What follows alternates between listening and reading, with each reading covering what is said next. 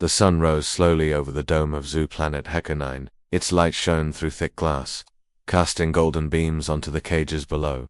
Birds from distant stars chirped in artificial trees.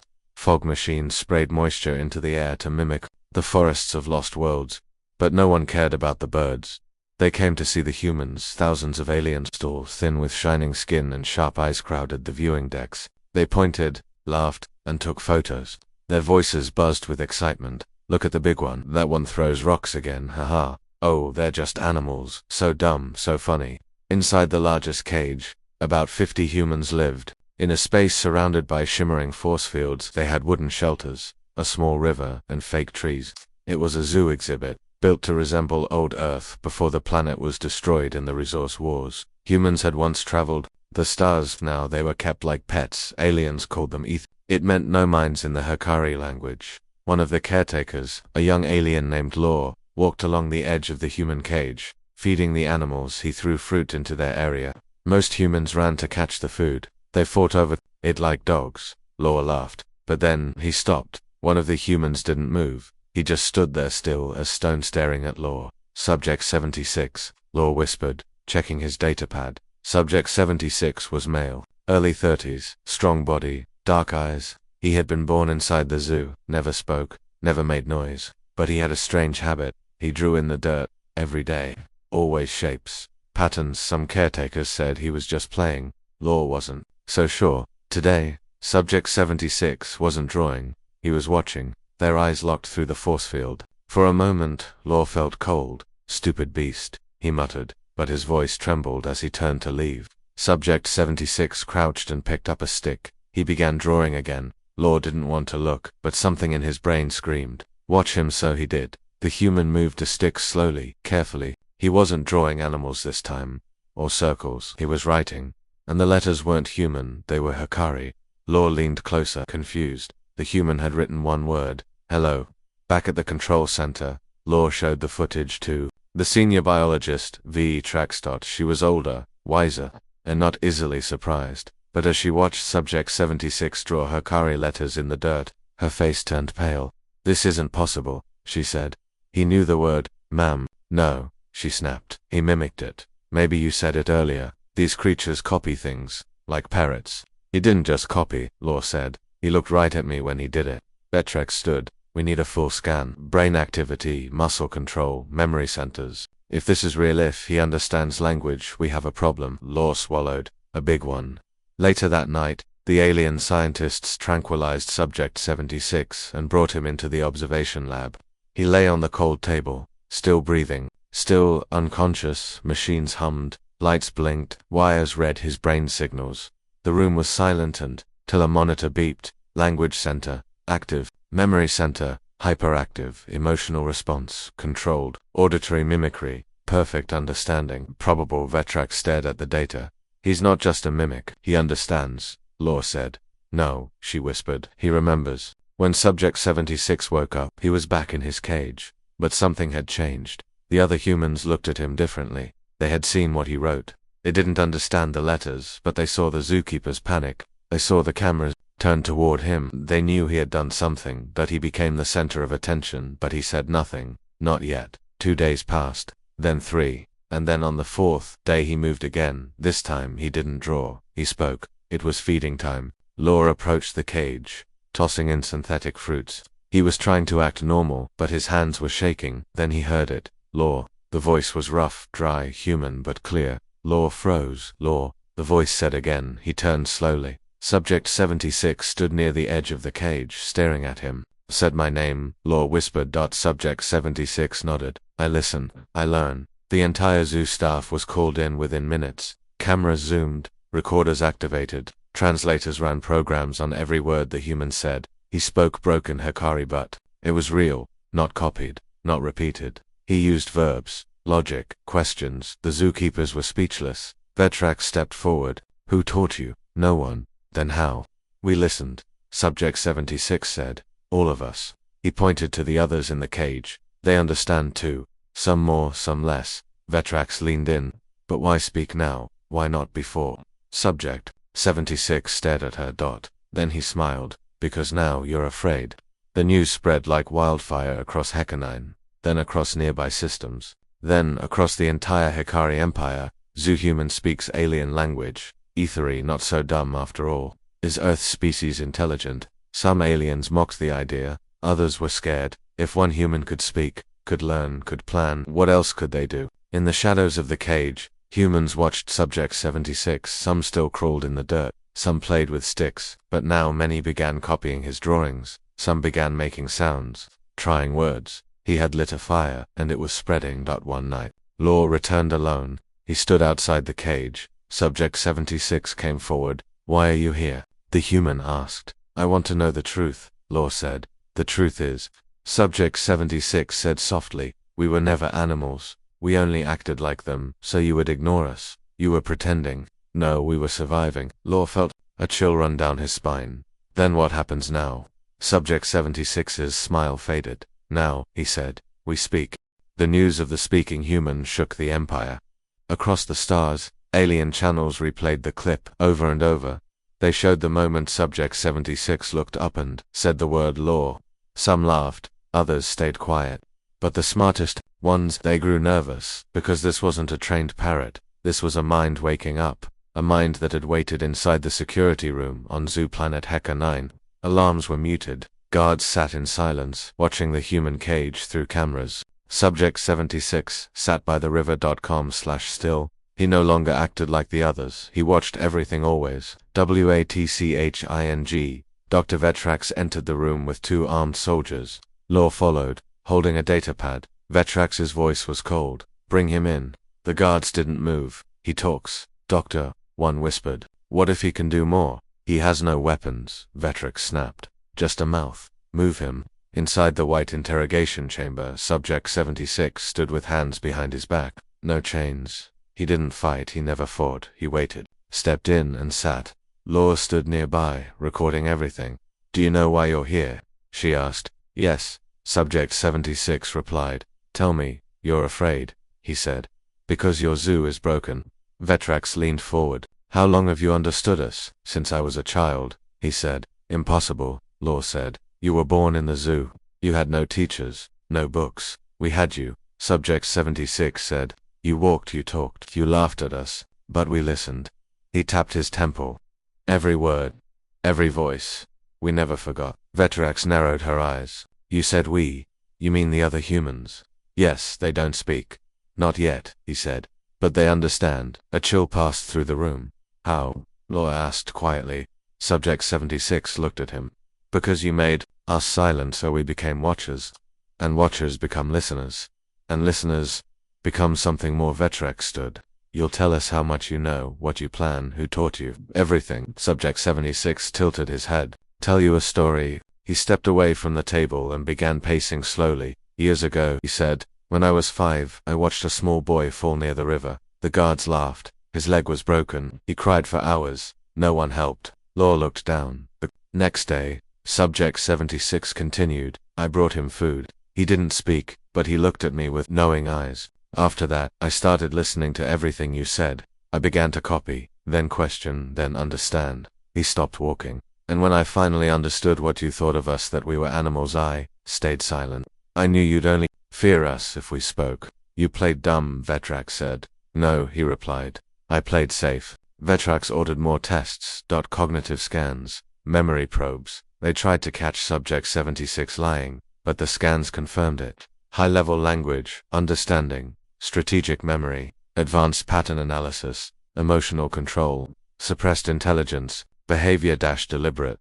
The alien scientists panicked. Subject 76 wasn't evolving. He had already evolved years ago. Days passed. Subject 76 returned to his cage, but something had changed. The humans treated him differently. They followed his gaze, watched where he pointed. Children copied his drawings in the dirt. Elders sat in circles when he spoke softly at night. The zookeepers called it a behavioral shift, but Vetrax knew better. It was a leader, forming a tribe. Back in the observation chamber, Law watched the humans huddle around Subject 76. "I think we made a mistake," he said. Vetrax looked up from her console. "Which one? We kept them together." Vetrax frowned. "That was standard procedure."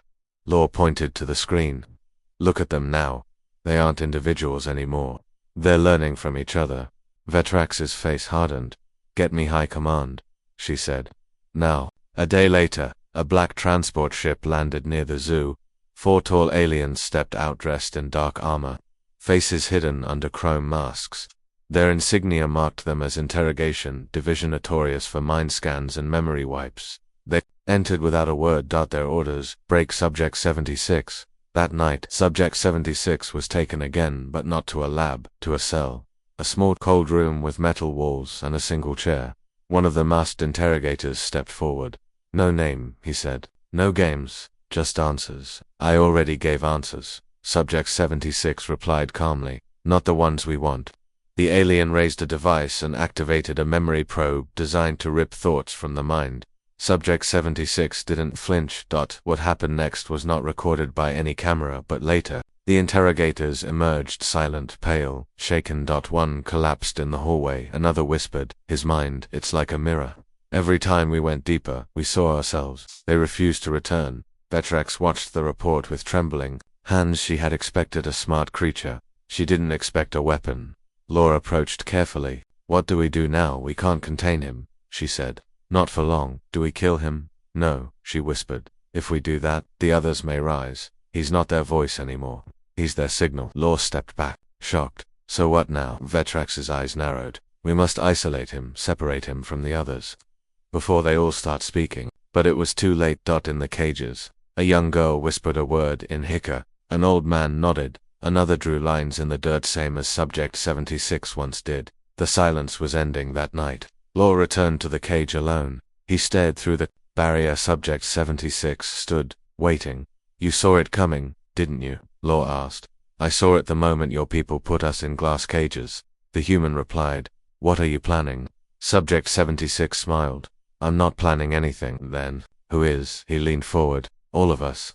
The mind bridge was forbidden. Only high-level alien officers could use it, and even then, only under strict conditions. But now, the Hikari Empire was afraid. One human was speaking their language. More were beginning to whisper. Something dangerous was spreading, and it was not just intelligence. It was hope. Hope that humans were more than animals, so they activated the memory vault. Dr. Rex was chosen to make the link. She was a psychic linguist trained to read alien minds using the Bridge Core, a machine that connected to minds for direct memory transfer. No recordings, no lies, just pure thought. I've studied thousands of species, she said, strapping herself into the memory pod. I've crossed into the minds of warlords, spies, and beasts. Her voice was calm, but her fingers trembled. Subject 76 was brought into the chamber. He showed no fear, just curiosity. So, he said, now you want to see inside. Urix gave him a sharp look. We want to understand what you are.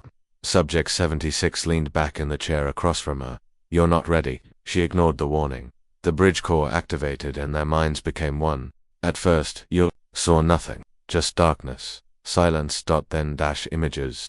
A small child hiding behind a broken wall, alien ships blotting out the sun, explosions, screaming, smoke in the sky. She gasped. Is this Earth? Yes, Subject 76's voice echoed in her mind. She saw it. His Earth, not the lush green world the Hikari once observed. This Earth was burned, scarred, broken by orbital strikes. Its oceans boiled, cities crumbled, survivors scattered. Then, the round up. Alien ships descended, pretending to rescue survivors. Instead, they drugged them, tagged them, caged them. Babies were separated, families torn apart. The Hikari called it a human preservation project. Subject 76 had never known his parents, but in his mind he remembered their voices. He remembered their fear, and then he remembered their screams. Rex wanted to disconnect. She tried to pull back, but the memory kept going. Now she saw the zoo, the fake forests, the force fields, the laughter of tourists as children cried. She felt what Subject 76 felt, the pain, the confusion, and then the quiet anger. Not rage, something colder, something sharper, a promise. One day, I'll speak their language. One day they'll listen to us. One day we'll never be caged again. Yorex broke the link with a scream. She collapsed to the floor, her hands shaking, eyes wide. Vetrax ran in. What did you see? Yorex couldn't speak at first. Finally, she whispered. He remembers everything. He sees all of us. He's not just smart. He's patient. Is he dangerous? Vetrax asked. Yorex looked up. He's not becoming dangerous, he already is. That night Vetrax held a meeting with the highest-ranking zoo officials. This is no longer a containment issue, she said. It's a containment failure.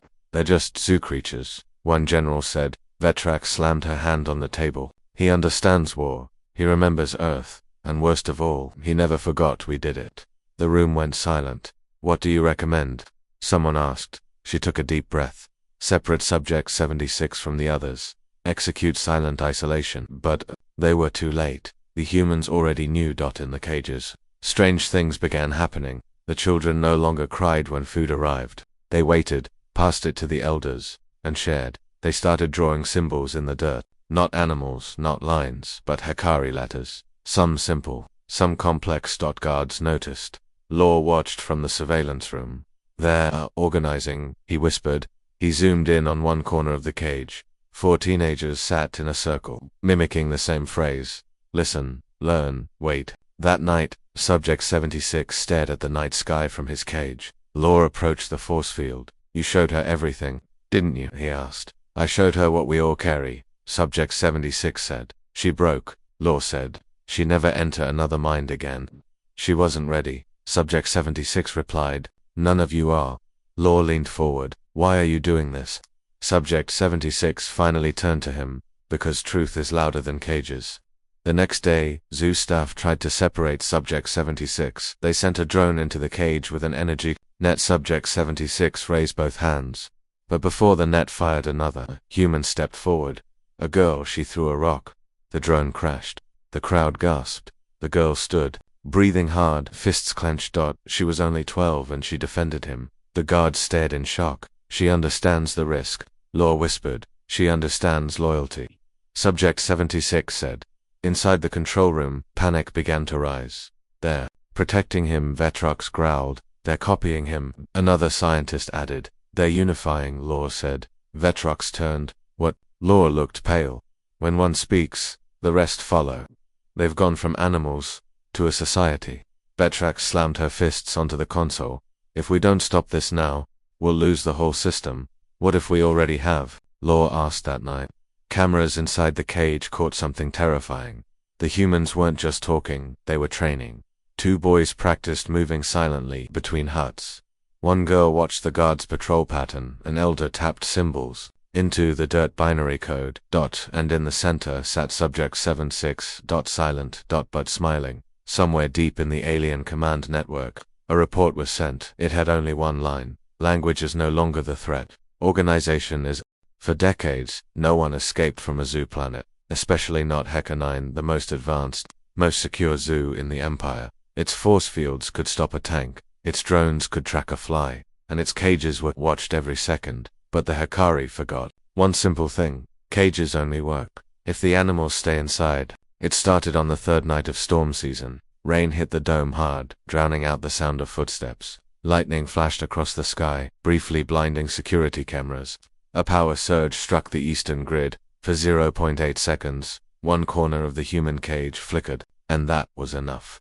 Subject 76 was already waiting near the weak spot. He didn't panic, didn't rush. He simply reached out and pressed his hand to the glowing wall. It sparked. He didn't flinch. Then, without speaking, he turned to the others. 2 boys brought forward metal scraps, broken drone parts, hidden for months. A girl carried a guard-stolen keycard, taken weeks ago when a zookeeper got too close. Subject 76 pieced it all together like a puzzle. With calm hands, he overrode the field. The barrier hissed and dropped. They were free. But they didn't scream, they didn't cheer. They moved like ghosts, silent, fast, focused on the security tower. Alarms finally activated.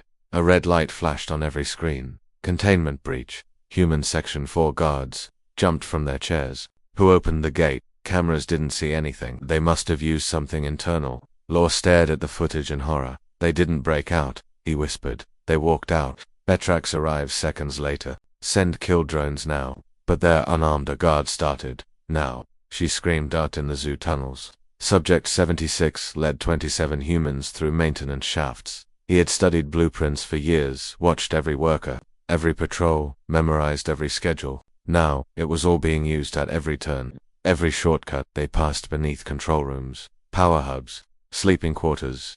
And then they reached the hangar. It was massive. 3 patrol ships stood ready. Subject 76 looked at the humans behind him. Some were afraid, some shook, but none stepped back. One girl whispered, "Is this the part where we run?" He shook his head. "No, this is the part where we fly." A young human named Tay had spent years pretending to be slow. In truth, she could take apart a drone in minutes and rebuild it better. She sprinted to the ship's access panel. Security code. Subject 76 pulled a small chip from his belt. "A gift from Law. Use this." Tay grinned. "Now we're talking." Behind them, alarms screamed louder. Doors slammed shut across the zoo. Turrets emerged from walls. Drones took flight. One of them spotted the humans and opened fire. Sparks flew. Concrete shattered. A boy was hit in the leg. Subject 76 turned back. He lifted the boy onto his shoulder without a word and kept going. Tay cracked the ship open. "Get in," she yelled. Humans poured inside. Subject 76 placed the wounded boy gently on the floor. Then he turned to the ship's controls. They were labeled in Hikari, but he didn't hesitate. He pressed 5 buttons. The engines roared. The hangar doors began to rise. Outside the dome, interceptor ships lifted into the air. Veterex watched from the command center, eyes wide. "They've taken a ship." Someone shouted. "They won't make it out." Another said, "Open fire." The hangar exploded with light as the ship lifted off. Subject 76 sat in the pilot's seat. Tay took co-pilot. "They're locking missiles," she said. He nodded. "Then we unlock freedom." He flipped a switch. The ship shot upward, fast enough to knock everyone to the floor. In the skies above Heckanine, alien ships closed in, missiles armed, cannons locked. Subject 76 spun the ship hard, dodging the first missile. A activated the shield boosters. "We've got 30 seconds before they overload. Then we only need 29. The human ship flew straight up toward the top of the dome. One missile struck its left wing. The engine sparked. People screamed. Subject 76 clenched the controls. "No cages," he muttered. "Never again." And he crashed the ship through the glass dome. Alarms howled across the planet. A hole had never been punched through the zoo ceiling before. The glass shattered into the sky. The human ship soared into open space, smoke trailing behind it. Behind them, fighters chased. But the humans had one final trick. Tay hit the emergency warp drive. The screen blinked. "Coordinates locked, unknown system." She looked at him. "Anywhere is better than here," he said. The ship vanished into hyperspace and the Empire lost sight of the humans. Silence fell over. EKAR-9. Guards stared at broken glass. Vetrak stood alone in the control room. Law entered behind her. "You let him speak," he said softly. She didn't answer. "He planned everything," he added. "Even the exit. He waited years." Still, she said nothing. Finally, she whispered, "This wasn't a breakout. It was a beginning." Somewhere in deep space, a damaged ship drifted into a gray system with no name. Inside, humans tended to the wounded. Children helped adults patch the walls. Subject 76 stood at the front window. Behind him, Tay asked, "Where are we going?" He stared into the stars. "Home," he said. "But Earth is gone." "No," he replied. "Home isn't a place. It's us together, and free." A message flashed on the old comms screen. Tay gasped. "Is that another signal?" It was a short code. Old language. Human Morse. Subject 76 smiled. "It says one word," he said. "What, alive?" The escape from Heckanine was not quiet. It echoed through the galaxy within hours.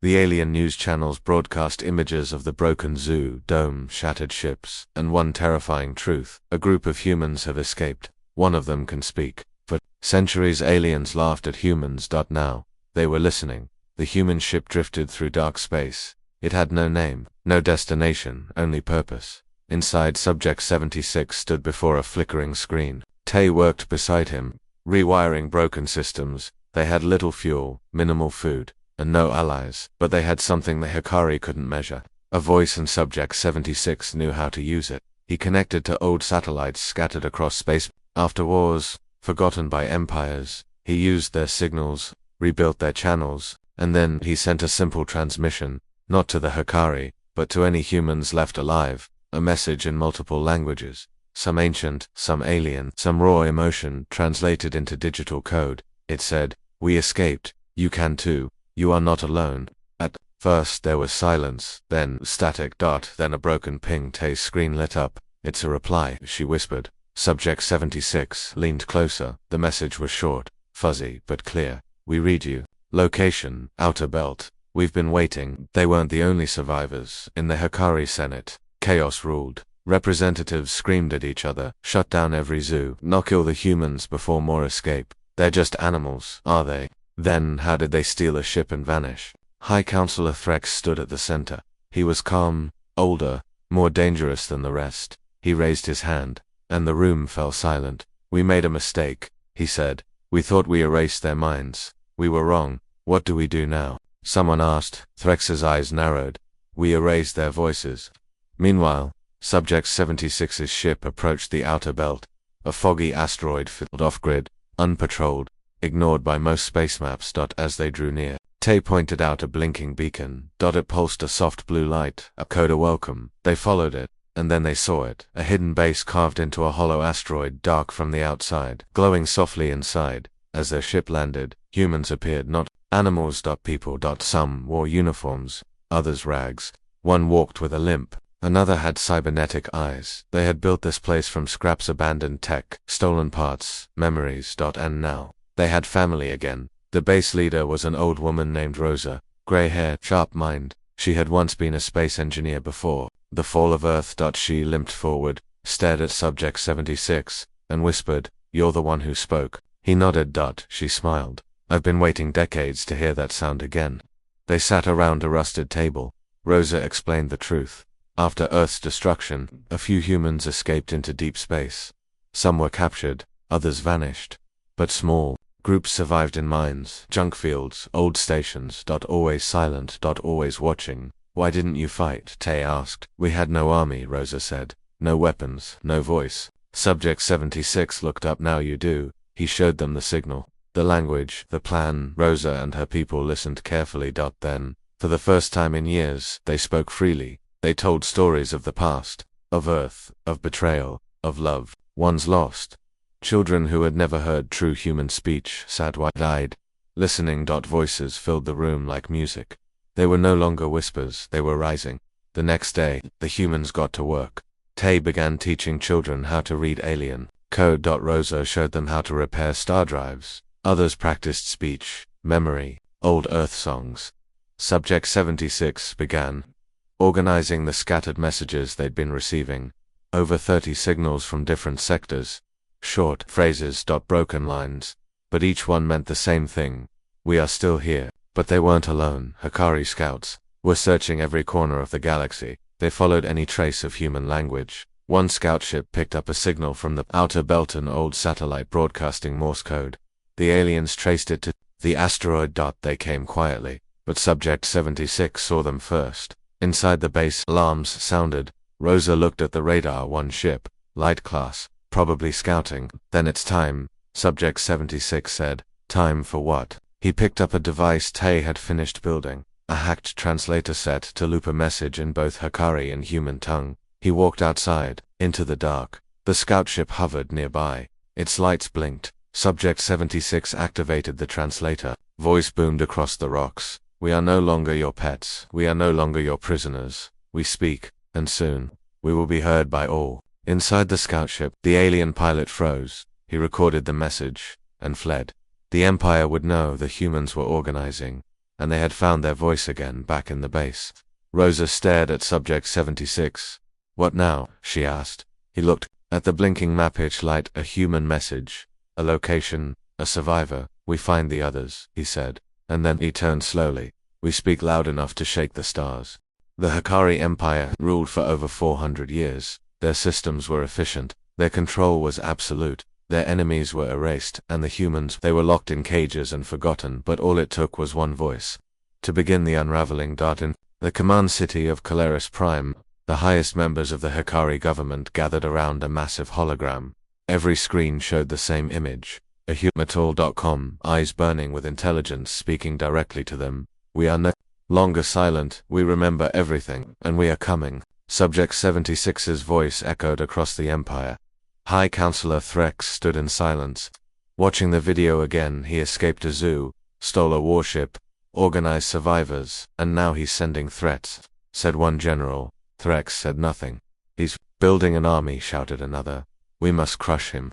Still, Threx remained silent. Finally, one senator whispered, "He didn't threaten us. He warned us. Everyone froze. Threx finally spoke. He speaks like a commander, on the edge of the galaxy, inside the asteroid base. Subject 76 stood at a circular table surrounded by maps and blinking lights. Human signals were growing. What started as 30 had become 212. Most were still hidden, afraid, scattered, but they were listening. Tay looked at the glowing dots. This many in the Empire didn't even know. They were looking for noise. Subject 76 said, "Not silence." Rosa nodded. "We need to move fast, before the Empire reacts." "They already are," Subject 76 replied, "and they'll hit hard." He was right. A week later, 4 human outposts went dark. No warning, no signals, just silence. When scouts checked the ruins, they found ashes and signs of plasma fire.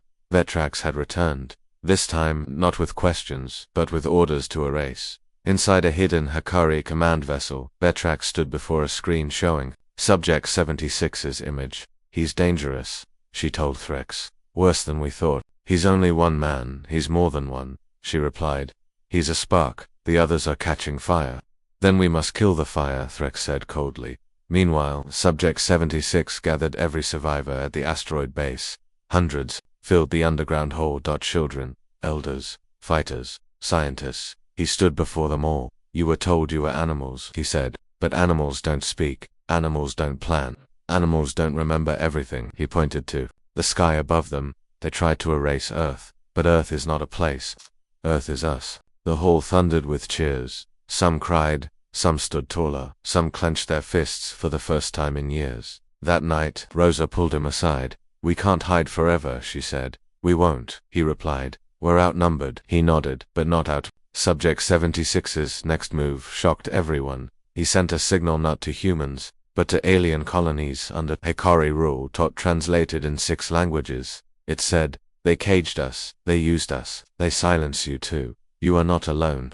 And someone answered, a species called the Drellin, known for their peaceful nature, replied. Their message was short: "We have waited too long. We hear you." Then another species replied, and another, across the stars. Sparks lit up. Not all species wanted war, but they were tired of chains. In the Hikari control rooms, panic spread. Reports of silence in slave colonies, destroyed transmitters, missing patrols. And worst of all, humans showing up in places they should not be. "They're spreading," Vetrax growled. "No," Threx whispered. "They're infecting the idea of freedom." The Hikari decided it was time to strike hard. They gathered 5 warships, each armed with orbital cannons. Their target, the asteroid base. A direct hit would wipe out every human survivor. Threx gave the order. No survivors. End their voice. But Subject 76 expected it. He always did. Tay had cracked into the Hikari command system. They saw the ships coming days before. The humans, prepared, not with weapons, but with distraction. When the Hikari fleet arrived, the asteroid appeared empty, cold, dead. Ships prepared to fire, but one of the captains hesitated. "Where's the heat signature?" "Gone." "Where's the human signal?" "Not here." He looked closer. There was something odd about the asteroid's shape. Then he realized it was hollow, and the humans were gone. The asteroid exploded, not from the outside, from within. Dozens of small ships shot out, hidden inside all along. Each carrying humans. And each jumping into hyperspace with pre-coded coordinates. They split in 12 directions. The fleet couldn't chase them all. The base was lost. But the idea survived, and now it was everywhere. From that moment on, they called it the scattering. The day humans became uncatchable. Inside her warship, Vetrax watched the radar go dark. They vanished. Threx received the report and clenched his fists. Then destroy every colony, every voice, every trace. But he already knew the Empire was no longer fighting a species, it was fighting a movement. And the Empire was breaking, back in deep space. Subject 76 floated inside a small ship with Tay and a handful of others. She asked, "Was losing the base worth it?" He looked at her. "It was never the base that mattered," he said. "It was the message." "And what's the message now?" He smiled softly. "The cages are cracking." The stars were quiet. But the silence no longer meant peace. It meant something was coming. Something the galaxy hadn't seen in generations. Humans fighting back after the scattering. Subject 76 and the survivors vanished across deep space. The Hikari Empire searched every corner. They destroyed old outposts, silenced rebel colonies, burned anyone who whispered the human name, but they couldn't stop what had already begun because Subject 76 had left behind more than messages. He had left behind plans. On a dead moon called Seren 3, something stirred. The moon had no life, no trees, no cities, just frozen rock and a broken mining station from an old Hikari war. But deep beneath the surface, in tunnels long forgotten, the first fire was lit. A small team of humans had landed here days ago, led by Tay and an old warrior named Derek, one of the last surviving Earth Marines. Together, they rebuilt the station's core, repaired its hidden reactors, and reprogrammed its satellite shield. Now, Seren 3 was more than a rock. It was a fortress, and soon it would be a spark. Tay stared at the final power switch. Once we activate this, the Empire will find us, she said. Derek nodded. Let them. They'll come in force. We're ready. She hesitated, then flipped the switch. The base lit up with a deep blue glow. Solar arrays rose from the dust. Satellites blinked to life. And most importantly, signal was sent. It was a message in 28 languages. Human, alien, machine code, that it said, "We are no longer hiding. This is the day of first fire. Join us." In orbit above the moon, 3 Hikari scouts picked up the signal. They scanned the surface. No warships, no cannons, no military presence. They laughed. It's just humans. They moved in to strike, but the humans were ready. Tay activated the shield array. Plasma fire bounced off the station. Then Derek launched the drones, not normal drones. Repurposed Hikari tech rebuilt by human hands. They were faster, smarter, deadlier. The scout ships were caught off guard. Within minutes, all 3 were destroyed. The moon stayed silent. The galaxy, however, began to listen. Back on Caleris Prime, Threx watched the battle footage. His expression never changed. "This is war," Betrax said. "No," Threx replied. "This is something worse." He paused. "They've started believing in themselves again." A few days later, a small alien freighter approached Seren 3. Its lights blinked in a familiar code. 3 pulses, 1 pause, 3 more. Tay's eyes widened. "It's Morse." Derek stepped forward. "Bring them in." The ship landed, and out stepped the Drellin, slender beings with long fingers and bright, thoughtful eyes. They didn't speak at first. They simply held up a metal disc. On it, a message played. "We were silent for too long. We're ready to help."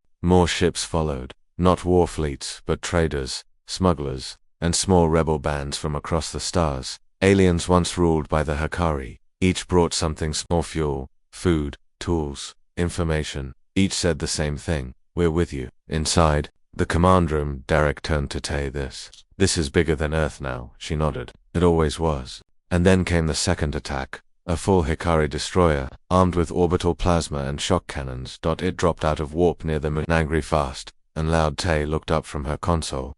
"They're done playing." Derek walked into the center of the control room. His voice was calm. "Activate phase 2. Tay stared. "Are we sure?" "Do it." From under the surface of Seren 3, massive panels lifted. Energy cores spun up. Pillars of light reached into the sky. Derek had built a trap.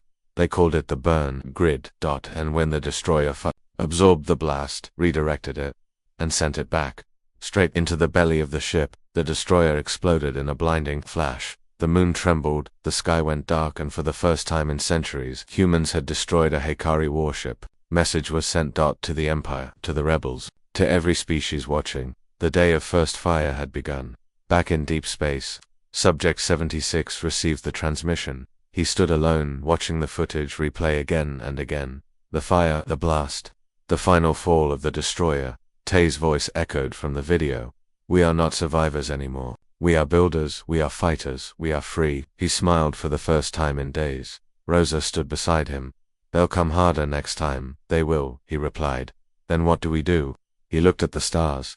"We light the second fire." The Hikari Empire was burning. Not from fire, but from fear. For the first time in generations, someone had fought back, and humans had escaped their cages. They had spoken. They had fought. And now they were being heard. Every Hikari channel showed it. The footage from Seren 3. The flash of the destroyer exploding. The survivors raising the Earth flag, torn, faded, but still waving. One reporter whispered, "It's only the beginning." Threx stood in his tower, silent as always. He stared at a star map filled with blinking signals. Each one human, each one a fire he could no longer control. Subject 76 sat in a command seat aboard a new ship, not stolen, built from scrap, from memory, from human hands. They called it Echo 1, the first human flagship. He opened the comm line. "Status?" he asked. Tay's voice came through from another system. 3 more human groups joined. One even had an old war mech working, Rosa. She's coordinating the new station in the Nava belt, hidden, shielded. Derek's voice joined in. Reinforcements from 6 species now, including the Lin and the Score. Subject 76 leaned forward. Everything was moving. The final moment was close. He stared at a holomap of the galaxy. The center blinked red. Caleres Prime, the Hekary's capital world, the heart of their rule, and the place where Earth's destruction had been ordered. Subject 76 pressed his hand to the screen.